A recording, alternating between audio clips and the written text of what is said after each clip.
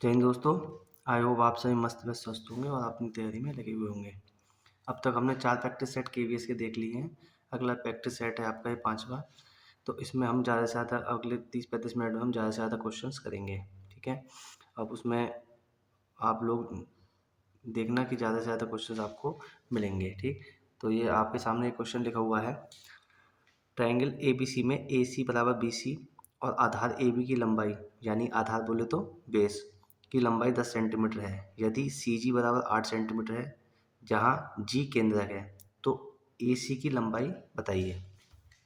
तो आप देखिए इस टाइप का क्वेश्चन मैं आपको एक करा चुका हूँ। मतलब एक प्रॉपर्टी है हमारी। ये आपका ट्रायंगल है। ठीक है। ये A, ये B और ये C। आधार आधार आपका ए बी का है तो इसे आप यहाँ पर मान लीजिए सी। ए बी सी चेंज कर लीजिए। ठीक है। ए कह लीजिए और ये बी और ये सी। ठीक है। तो आधार आपका ये हो गया। उसने क्या कहा है कि ए बी की लंबाई कितनी है 10। तो यहाँ से यहाँ तक कितनी है 10। ए सी बी सी के बराबर है। ये साइड इस साइड के बराबर है। ठीक। अब देखो इसको यहाँ पर डाला आपने बराबर यानी ए बी ये आपका क्या है आधार है। ये क्या है मध्य बिंदु है इसका। ये कितनी है 5 तो ये भी कितनी होगी 5। इसे हम डी मान लेते हैं। ठीक है। अब इसने क्या कहा है जी को क्या बताया है केंद्रक। और मैंने बताया जी किसी भी त्रिभुज का केंद्रक आपका सेंट्रॉइड है आपका। तो सी जी और जी डी का रेशो 2:1 होगा। यानी कि ये अगर 2 है तो ये कितना है 1 है।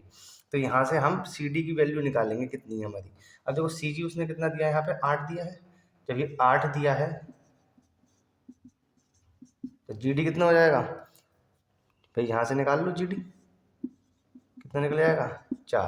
तो यहाँ से यहाँ तक ये पूरी कितनी हो जाएगी भाई 8 और 4 12। तो यानी सी डी कितनी हो गई 12 हो गई। हमें ये निकालनी है आपको ए सी निकालना है हमारा। ये पाइथागोरस ये 90 डिग्री हो गया। तो पाइथागोरस से ये 5 ये 12 तो इसका त्रिक कितना होगा 13 होगा। त्रिक का मतलब होता है पाइथागोरस में त्रिक होते हैं। त्रिक का मतलब अगर कोई दो साइड है 3 और 4 तो उसका जो कर्ण होगा हाइपोटेनस वो 5 होगा। ठीक है। और इसके अगर कोई 6 है और दूसरी 8 है तो इसका त्रिक कितना होगा 10 होगा। ठीक है। कोई 9 है ये 12 है तो ये कितना होगा आपका 3 तो ये कितना होगा 13। ये अगर 5 है ये कितना है 5। ठीक है। तो कितना होगा 13। तो ट्रिक से हमें पता होना चाहिए कि डायरेक्ट निकाल सकते हैं। अगर पाइथागोरस नहीं पता है तो पाइथागोरस क्या है कि बेस का जो बेस का स्क्वायर और परपेंडिकुलर का स्क्वायर उसके हाइपोटेनस के स्क्वायर के बराबर होता है। ठीक है। आधार का वर्ग और परपेंडिकुलर का मतलब लंब का वर्ग का योग उसके कर्ण के वर्ग के योग के बराबर होता है। ठीक है। ये वाला क्वेश्चन मैं करा चुका हूँ आपको एक बार। ठीक। तो यहाँ पे आप देखिए इस प्रॉपर्टी को याद रखना। अगर सी जी कोई पॉइंट है आपका केंद्रक है उसका तो सी जी 2 होगी तो ये कितनी होगी 1 होगी। अगर ये सी जी कितना है 8 है तो ये कितनी है 4 है आपकी। ठीक। तो यहाँ से यहाँ तक पूरी कितनी होगी 8 4 12। ये 12 हो गई ये 5 हो गई आपकी। तो ये कितनी होगी त्रिक से पाइथागोरस त्रिक से कितनी हो गई पाइथागोरस त्रिक से कितनी हो जाएगी ये कितनी हो जाएगी 13। ठीक है ना। 50 सेंटीमीटर परिमाप वाले किसी आयत की भुजाओं का रेशो 1:4 है। ठीक है। आयत मतलब रेक्टेंगल और परिमाप मतलब उसका सरकमफ्रेंस या पेरीमीटर। उस वर्ग का परिमाप ज्ञात करें जिसका एरिया आयत के क्षेत्रफल के बराबर है। ठीक। तो इसमें पूछा क्या है वर्ग का परिमाप पूछा है हमसे। क्या पूछा है वर्ग का परिमाप। तो हमें सबसे पहले दिया क्या चीज दिया है हमें आयत का क्या दिया है परिमाप दिया है। तो आयत का परिमाप कितना होता है 2 × L + B। और उसने क्या कहा है कि लंबाई और चौड़ाई का जो अनुपात है 1:1 है। ठीक है। लंबाई अगर 4 है तो चौड़ाई कितनी है 1। ठीक है। तो उसने कितना दिया है आपको 50 दिया है। फिर एल की जगह 4x रख दूँ और इसकी जगह x कितना हो गया 50। 5x ये कट गया कितना आ गया 25। x बराबर कितना आ गया 5। x कितना आ गया 5 यानी कि l कितना है इसकी जगह अगर 4x है आपका तो कितना हो गया, x की जगह 5 रख दो आप, 20, और ये कितना हो जाएगा 5। और उसने क्या कहा है कि क्षेत्रफल किसका, आयत का क्षेत्रफल वर्ग का क्षेत्रफल क्या है, बराबर है। आयत का क्षेत्रफल और वर्ग का क्षेत्रफल क्या है, बराबर है। यानी कि क्षेत्रफल क्या होगा आयत का, आयत का क्षेत्रफल लंबाई गुणा चौड़ाई, एल इंटू बी, और वर्ग का क्षेत्रफल कितना होता है ए स्क्वायर। तो यहाँ से एल इंटू बी कितना हो गया, 20 पंजे 100, तो यहाँ से ए कितना निकल आया आपका 10। परिमाप पूछा है उसने वर्ग का, तो 4 इंटू भुजा 4 यानी कि साइड, तो पेरीमीटर कितना होगा 40 सेंटीमीटर, कितना जाएगा 40 सेंटीमीटर। ठीक है भाई, उसने हमसे क्या कहा था, उसने हमसे कहा था कि आयत की भुजाओं का जो रेशो है, तो आयत की भुजा एल इंटू बी, तो एल अगर 4x है तो बी कितना होगा 1x होगा। तो परिमाप कितना होता है, एक परिमाप हमें ये दिया हुआ है, दोनों को बराबर कर दिया, एल की जगह 4x रख दिया, बी की जगह x रख दिया, सॉल्व करा, एक x कितना आ गया 5, एल बी है तो एल जो है 20 है तो बी कितना है 5 है, नहीं है। दोनों का क्षेत्रफल बराबर करा उसने, यानी कि भुजा उसका वर्ग का क्षेत्रफल आय के क्षेत्रफल के बराबर, ए स्क्वायर लंबाई गुणा चौड़ाई 20 पंजे 100, ए बराबर कितना आ गया 10 आ गया। और परिमाप कितना होता है वर्ग का 4a, ए की जगह कितना लगा दिया 10, 10 चौक 40, 40 सेंटीमीटर आंसर। कोई कार 54 किलोमीटर प्रति घंटा की चाल से किसी निश्चित दूरी को 50 मिनट में तय करती है। यदि चाल में मतलब उसकी स्पीड में 25% की वृद्धि कर दी जाए, तो उसकी चाल है 25% इंक्रीज कर दी है, ठीक है, तो कार उस दूरी का 3/4 भाग कितने समय में पूरा करेगी। तो मैंने बताया था इसकी एक पार्ट पूरा हो चुका है, दूसरा पार्ट भी आपका जल्दी आ जाएगा। तो इसमें मैंने बताया था आपको कि इसमें एक चीज़ आपको कांस्टेंट दी होगी और 2 स्टेटमेंट दिए होंगे, तो उसी पे हमें क्वेश्चन करना है, आपका आंसर अपने आप निकल आएगा। तो देखते हैं इस सवाल को। पहली बात उसने क्या कहा था, उसने ये कोई डिस्टेंस है आपकी जिसकी दूरी कितनी है d, चाल कितनी स्पीड से चला है वो, यहाँ से 54 की स्पीड से चला है, और उस निश्चित दूरी को 50 मिनट में पूरे कर लेता है। तो यहाँ क्या दिया हुआ है, घंटे दिया हुआ है हमें, तो इसको घंटे बना लेते हैं हम, 60 से डिवाइड करके, तो कितना हो गया टाइम 5/6। ठीक, दूसरी कंडीशन में उसने कहा है कि अगर उसकी जो चाल है हम 25% बढ़ा दें, यानी कि 54 का 25% 125%, ठीक है, बढ़ा दें, तो उस दूरी का 3/4 भाग, यानी कि जो दूरी डी थी उसका 3/4 भाग लगेगा। तो इसमें कितना समय लगेगा आपका, ठीक है ना, कितना समय लगेगा। तो आप दोनों ही कंडीशन में क्या करिए, चाल बराबर दूरी बटे समय आप लगा दीजिए। तो इस वाली कंडीशन में स्पीड इक्वल्स टू, ठीक है, डिस्टेंस अपॉन टाइम, ये लगा दिया। तो यहाँ से क्या हो जाएगा आपका 54 इक्वल्स टू, यो बटे के बटे में तो ऊपर चला जाएगा 60/5। दूसरी कंडीशन में आपका ये देख लीजिए, यहाँ काट लीजिए आप, 5 बार में जाएगा और ये 4 में जाएगा, ठीक।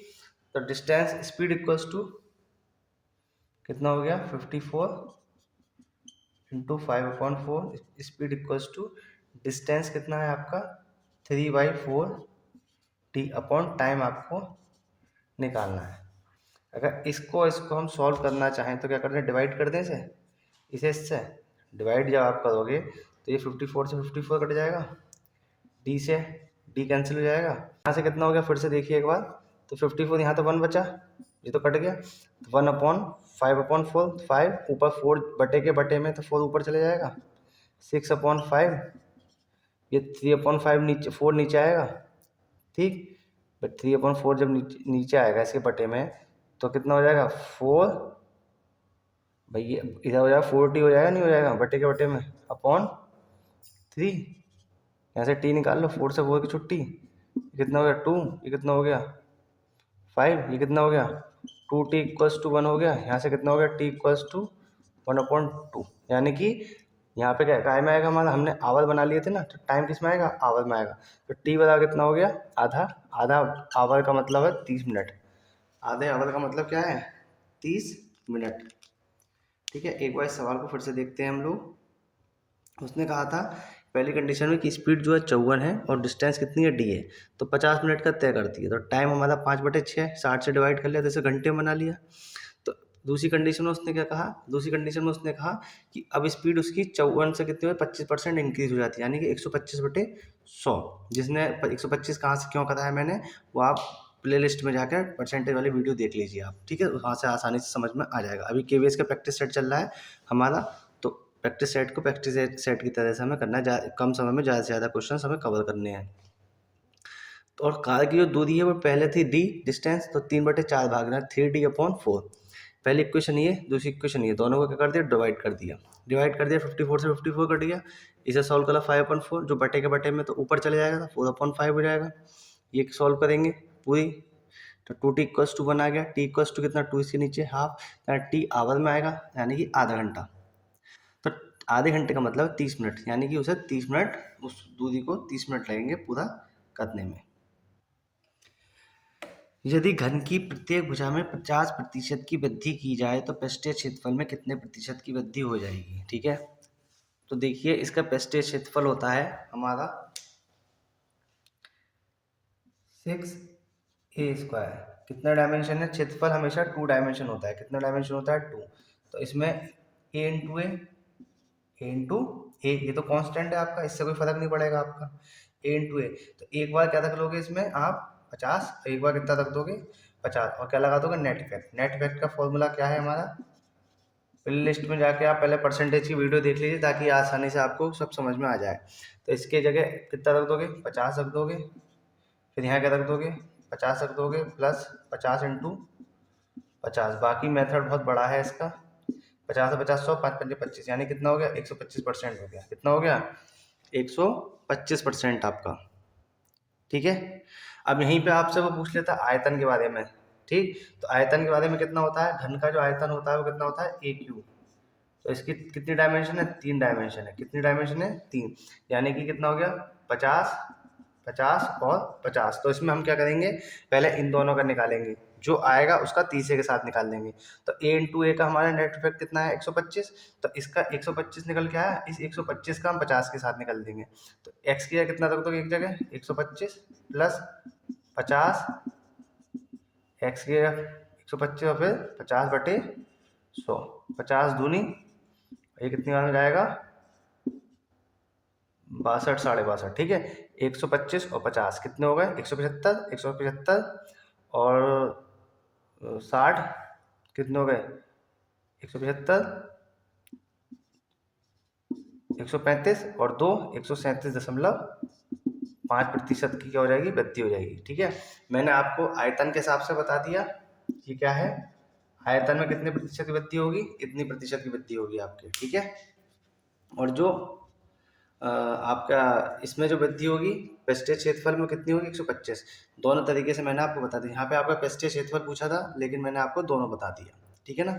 बहुत अच्छा क्वेश्चन है, हर एग्जाम में मोस्टली पूछा जाता है, ठीक है। कोई सा भी एग्जाम हो ये क्वेश्चंस पूछे जाते हैं, ठीक। और आप अगर बेसिक मेथड से, जनरल मेथड से करोगे, आपको मान के कि पहले इतना था अब इतना हो जाएगा, फिर माइनस करोगे आप, तो बहुत लंबा प्रोसीजर है, टाइम वेस्ट जाएगा। इस तरीके से करोगे आपके तो 20-25 सेकंड में आंसर आ जाएगा। एक व्यापारी 20 पेन को 40 रुपये में खरीदता है और 15 पेन को 40 रुपये में बेचता है, तो लाभ या हानि प्रतिशत बताइए, ठीक है। जिन बच्चों ने मेरी प्लेलिस्ट देखी है सारी, अब तक की सारी वीडियोस देखी हैं, उन्होंने पेन नहीं उठाया होगा, इसका आंसर बता दिया होगा, ठीक है। जिन्होंने वीडियोस नहीं देखी जाके प्लेलिस्ट में देख लीजिए, ठीक है। मैं इस टाइप के क्वेश्चन बहुत क्वेश्चंस करा चुका हूँ, ठीक। अब देखिए इसमें मैंने बताया था, इधर क्या लिखनी है, क्वांटिटी लिखनी है, इधर क्या लिखना है, पैसे लिखने हैं। तो क्वांटिटी कितनी है, 20, और कितने रुपए हैं, 40। इसमें क्वांटिटी कितनी है, 15, और कितने की है, 40। क्रॉस मल्टीप्लाई कर दीजिए आप, इसकी मल्टीप्लाई करोगे तो 15 चौका 60, इसकी 800। इधर हमेशा आपके CP आएंगे और इधर आपके SP आएंगे। अब बताओ फायदा या नुकसान, खरीदा 600 में, बेचा 800 में, तो क्या हुआ, फायदा। CP कितना है, 600, तो कितना आ जाएगा आपका सॉल्व करके 3 बार में, और ये 33 सही। जिन बच्चों ने वीडियो लगातार मेरी देखी है उनको सीधे पेन उठाने की जरूरत नहीं पड़ेगी, आंसर बता दिया होगा उन्हें, ठीक है। तो 33 सही, 1/3% का प्रॉफिट हुआ होगा उन्हें, ठीक है ना। नोट कर लीजिए, बहुत अच्छा क्वेश्चन है, ठीक। फिर से एक बार ध्यान रखिए, इधर आप हमेशा क्वांटिटी लिखेंगे और इधर रुपए लिखेंगे, ठीक। क्रॉस मल्टीप्लाई करेंगे आप लोग, तो इधर हमेशा जो लेफ्ट साइड में आएगा वो आपका CP आएगा, राइट साइड में जो आएगा वो आपका SP आएगा, ठीक है। जो आएगा वो आपका आंसर, ठीक है। चीनी के मूल्य में 20% की कमी होने पर राहुल 960 रुपये में 6 किलोग्राम अधिक चीनी मिलती है। चीनी का प्रति किलोग्राम घटा हुआ मूल्य कितना होगा? इस टाइप के क्वेश्चन भी मैं करा चुका हूँ। आप देखिए, ये क्वेश्चंस आपको मिलने ही मिलने हैं एग्जाम में, ठीक है।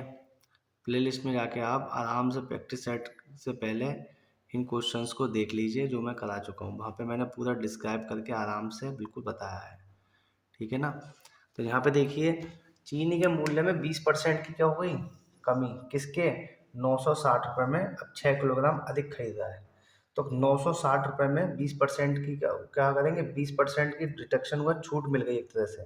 तो 960 का जो 20% है हमारा, वो कितने? 6 किलोग्राम अधिक मिल रही है, तो 6 kg के बराबर हुआ है। तो 960 गुणा 20/100 इक्वल्स टू 6, यानी 6 kg। ठीक, 20 ये कितना हो गया? 20 पंजे 100, और ये कितना हो गया? 5 एकम 5 कितना हो गया? 46, 5 नम 45 और 2। ठीक, अब ये 992 रुपये में उसने 6 किलोग्राम अधिक चीनी खरीदी है। 192 रुपये में 6 किलोग्राम, तो 1 किलोग्राम चीनी का कितना मूल्य हो गया? डिवाइड कर दो 192/6, 6 तिया 18 और 6 दूनी 12, यानी कि 32 रुपये प्रति किलोग्राम उसका घटा हुआ मूल्य। यही हमसे पूछा गया था, ठीक है। जो सवाल जितना हार्ड लग रहा था उतना ही आसान है, ठीक है। 960 रुपये में 20% की कमी हुई तो 6 किलोग्राम अधिक खरीद पाया। पहले 960 रुपये थे, 960 में जितनी चीनी आती थी उतनी खरीदी, लेकिन इस टाइम क्या हुआ? 20% उसकी कमी हो गई, तो उन्होंने कहा और हम चीज़ ज़्यादा खरीद लेते हैं। तो जब कमी हो गई 960 रुपये में 20%, तो कितनी अधिक खरीदी? 6 किलो। तो 960 का 20% कितना होगा? 6 किलो। कैलकुलेशन करा, आंसर कितना है? 32 रुपये प्रति kg, ठीक है। 60 मीटर लंबे व 40 मीटर चौड़े आयताकार पार्क में 7 मीटर त्रिज्या वाले 2 वृत्ताकार फूलों की क्यारी बनाई गई है। पार्क के शेष हिस्से का एरिया बताइए, ठीक है। ठीक है, 60 मीटर लेंथ है उसकी और ब्रीथ कितनी है? 40 मीटर। आयताकार मतलब रेक्टेंगुलर, ठीक है। ठीक, और 2 वृत्ताकार क्या बनाई गई हैं? 2 वृत्ताकार यानी सर्कुलर एरिया वाली क्यारी बनाई गई है। पार्क के शेष हिस्से का एरिया बताना है, ठीक। तो क्या करेंगे? पहले किसका एरिया निकाल लेंगे हम लोग? पहले हम लोग एरिया निकाल लेंगे आयत का। तो आयताकार मतलब इसका कितना होता है? L into B. तो L इंटू बी कितना हो गया इसका एरिया? A1 का मान लिया तो 60 इंटू 40, यानी कितना हो गया? 2400 मीटर स्क्वायर। और उसने क्या कहा? दूसरा एरिया जो है उसका किसका है? ये सर्किल का। तो सर्किल का कितना होता है? Pi r square. लेकिन दो कितने वृत्त हैं? दो, तो 2 पाई आर स्क्वायर। तो 2 पाई की जगह हम रख लेते हैं 22/7, आर की जगह कितना रख देते हैं? 7 इंटू 7 से 7 की छुट्टी, ठीक है। अब इसका एरिया कितना हो गया हमारा? 22 दूनी 44 इंटू 7 चौक 28, 2 7 चौक 28 और 2 30, ठीक है।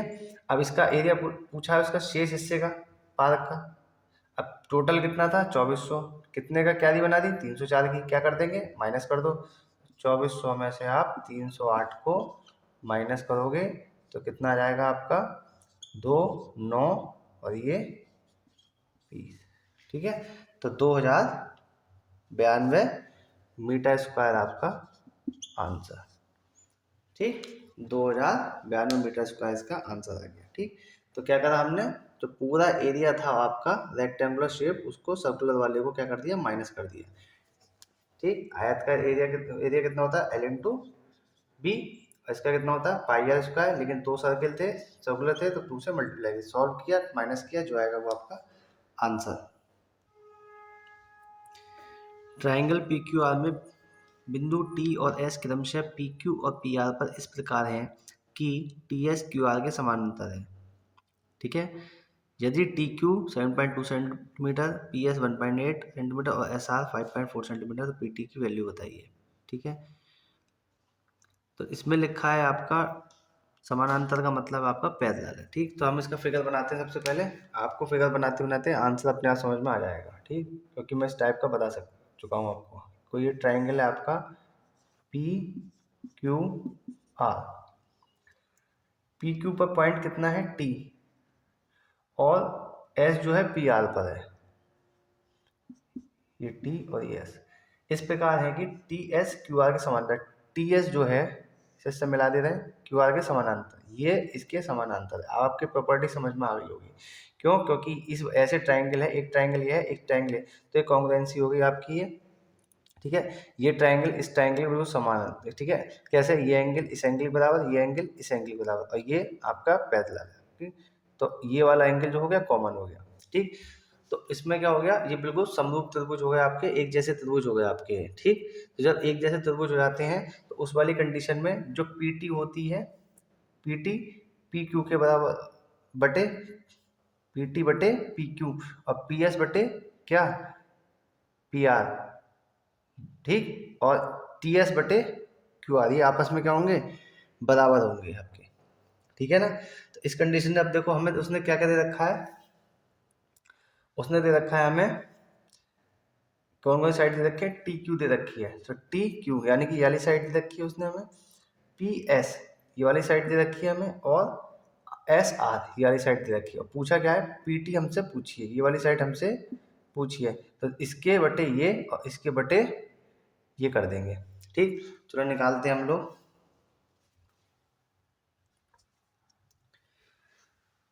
पी टी बटे टी क्यू और ये बटे ये पी एस बटे एस आर। ध्यान रखना ऊपर ये वाला ट्राइंगल यानी इस चीज ट्राइंगल की वैल्यू रखी है, तो इस बार भी यानी इसी ट्राइंगल की वैल्यूज आएंगी। पी टी कितना है आपका निकालना है, टी क्यू कितना दिया है 7.2 दिया है आपके लिए, पी एस कितना दिया है आपको 1.8 दिया है, और एस आर आपका 5.4 दिया है। इसको इधर ले जाओ आप।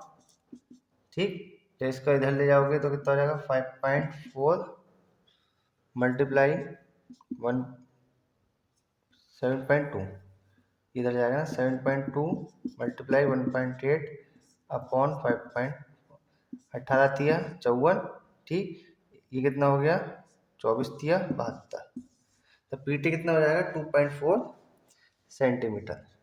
ठीक है, तो ये मैंने इस टाइप का क्वेश्चन आपको पहले भी बता चुका हूँ। ठीक, उसमें आपका क्या पूछा गया था, यहाँ पे टीएस और क्यूआर में संबंध देके आपसे पूछा गया था, यहाँ पे क्या पूछ लिया गया, ये पूछ लिया गया है। अगर आप सवाल को इसको इस तरह से भी कर दोगे जैसे आपने प्रॉपर्टी में है कि अगर, तो उसमें कैलकुलेशन ज़्यादा हो जाएगी। ठीक, आप 9th-10th की बुक में पढ़ लेना, तो इस तरह से भी स्टेटमेंट दिया है आपका, और इसकी ये दिस बटे दिस, इसके बटे में ये दिया होगा।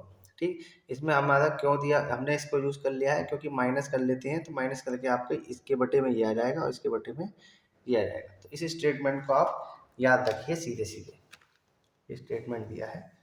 इस तरह की कंडीशन जब चित्र बनेगा तो यही आपका स्टेटमेंट आपका आएगा। ठीक, 3 व्यक्तियों का एवरेज 60 kg 60 kg है। जब चौथे व्यक्ति को इस ग्रुप में शामिल किया जाता है तो एवरेज 65 kg हो जाता है। जब पांचवा व्यक्ति जिसका वजन चौथे से 3 kg कम है पहले के स्थान पर आ जाता है। ठीक है, दूसरे, तीसरे और चौथे व पांचवे का एवरेज 67 kg हो जाता है। ए का मतलब पहले का वजन आपको बताना है। ठीक है, तो आप देखिए इसमें 3 व्यक्ति हैं हम तो मान लिया पहले 3 व्यक्ति हैं आपके ए बी सी, उनका जो एवरेज है वो कितना है 60 बटे में कितना आएगा 3, तो इसका हमारा कितना हो जाएगा 180 बटे में 3 आया, तो इसको कितना हो गया 180 हो गया एवरेज का। मतलब मैंने बताया एवरेज वाली वीडियो जिसने नहीं देखी प्ले लिस्ट में जाके देख लें। ठीक है, उसमें मैंने एक ही कंसेप्ट, हर चैप्टर मैंने एक ही कंसेप्ट बताया, हमें टोटल पे ध्यान देना है। तो यहाँ पर टोटल कैसे आएगा, बटे यहाँ पे 3 होता, बटे 3, तो उससे 3 यहाँ पहुँच गया 60 दिया 180, तो ए बी सी का जो टोटल हो गया 180 हो गया। उसने कहा चौथा व्यक्ति और इसमें शामिल हो गया, यानी कि A plus B plus C plus D, तब उसका एवरेज कितना हो जाता है 65 बटे कितना है 4, तो इसका टोटल कितना निकल गया है आपका 6 चौक 24 और 5 चौक 20, 260। ठीक है, 260 हो गया आपका। ठीक। अब उसने क्या कहा कि एक व्यक्ति यानी चौथा व्यक्ति और डी मान लिया हमने, पांचवा व्यक्ति हमने ई मान लिया। ठीक। जब पांचवा व्यक्ति जिसका वजन चौथे से 3 kg कम है, अगर हम चौथे वाले का निकाल लें कैसी करके तो हमारा निकल जाएगा। अब इसकी जगह ए बी सी है, यहाँ पे ए बी सी, अगर इसमें से इसे घटा दें, ए बी सी यहाँ पे 180, ये यहाँ रख दो, तो डी की वैल्यू कितनी आएगी, ये 260 में से 180 माइनस कर दो, तो 60 ही है, 20 ही है, तो कितना हो गया 80। तो डी कितना हो गया 80। उसने क्या कहा कि पांचवा व्यक्ति जिसका वजन चौथे से 3 kg कम है, तो ई कितना हो गया 77, पांचवा व्यक्ति का 77 हो गया, पहले के स्थान पर आ जाता है। तो यहाँ पे कितना आ जाता है, पहले के स्थान पर, किसके स्थान पर आ गया, पहले वाले के स्थान पर। तो पहले वाले के स्थान पर आपका आ गया यहाँ पे, तो यहाँ पे कितना हो गया 77 हो गया, नहीं हो गया। तो भाई अब देखो 77 यहाँ पे आ गया आपका। अब यहाँ देखिए आप, यहाँ पे देखो आप कि उसने क्या कहा, 2 3 4 5 यानी कि बी सी डी ई इस बटे 4, टोटल कितना हो जाएगा, इनका एवरेज 67 मल्टीप्लाई 4, टोटल कितना, 6 चौक 24, 7 चौक 28। ठीक है। अब डी और ई कितना है, डी हमारे पास 80 और एक 77, इन दोनों का सम करो कितना होगा, 80 और 77 कितने हो गए, 8 7 15 और 7 157, ये इधर जाएगा तो माइनस का, बी प्लस सी कितना हो गया 268 माइनस 157, तो कितना हो गया 111। तो बी प्लस सी कितना हो गया 111 हो गया। अब अगर इस बी प्लस सी को मैं यहाँ रख दूँ तो किसकी वैल्यू निकल जाएगी, एक ही पहले वाले की तो बची, ए को हमने पहला मान लिया, तो यहाँ कितना हो गया 180, यहाँ रख 180 में से माइनस कर दो, तो कितना हो गया बी प्लस सी की वैल्यू कितना रख दो 111, ए प्लस 111 बराबर 180, तो ए बराबर कितना हो गया 180 में से 111 माइनस कर दो, कितना बचा 69, 69 kg उसका क्या होगा, वजन होगा किसका, ए का। जो सवाल आधा बोर्ड तो ये देख लो, खुद ही देख लो कि इसमें मिल गया आधे से ज़्यादा। जो सवाल जितना बड़ा होगा उसमें चीज़ें उतनी ही ज़्यादा दी होंगी आपको, तो ज़्यादा चीज़ें दी होंगी वो सवाल उतना ही ज़्यादा आसान बन जाएगा। कुछ करने की जरूरत नहीं है, सीधे आपको पेन चला के अपना आंसर देना है, पेन चलाना है, कैलकुलेशन करनी है आंसर। इस सवाल को फिर से एक बार समझ लो कि ए बी सी का जो टोटल था वो कितना था 180, बटे में 3 आता, 60 गुणा 3 तो कितना हो गया 180, क्योंकि एवरेज का सूत्र हमारा ये होता है ना, एवरेज इक्वल्स टू टोटल बटे नंबर्स होते हैं। तो हम मैंने क्या बताया था कंसेप्ट कि हमें इस टोटल पे ध्यान देना है, कैसे करके टोटल निकल जाए आपका आंसर निकल जाएगा। तो यहाँ से एवरेज, तो यहाँ पे टोटल कितना हो गया, एवरेज इंटू नंबर, तो एवरेज इंटू नंबर 180, यहाँ पे एवरेज इंटू नंबर्स, यहाँ पे भी एवरेज इंटू नंबर्स, यहाँ 4 थे। ठीक, यहाँ पे डी कितना है 80, इसमें उसने क्या कहा है 3 कम है तो 77, डी और ई की जगह कितना रख दिया 80 प्लस 77 कितना हो गया 8 7 15 सर 157 हो गया। बी प्लस सी 268 मान 157, बी सी प्लस सी कितना 111, कैलकुलेशन करी 69 आपका आंसर आ गया। ठीक है, क्या पेन चलाओ सीधे आंसर। दो संख्याओं ए और बी का रेशो 13:17 है। यदि ए में 15% की वृद्धि और बी में 30% की वृद्धि की जाए तो ए व बी का नया रेशो क्या होगा। ठीक है, अब देखो उसने क्या कहा है, ए और बी का जो रेशो है वो 13:17 है। उसने कहा ए में 15% की वृद्धि और बी में 70% वृद्धि। तो ए में 70% की वृद्धि करने का मतलब है 15% की 13, 15% मतलब 115 बटे 100, इसमें कितना हो गया 17 गुणा 30% की वृद्धि 130 बटे 100, 100 से 100 की छुट्टी बटे के बटे में तो कट जाएगा।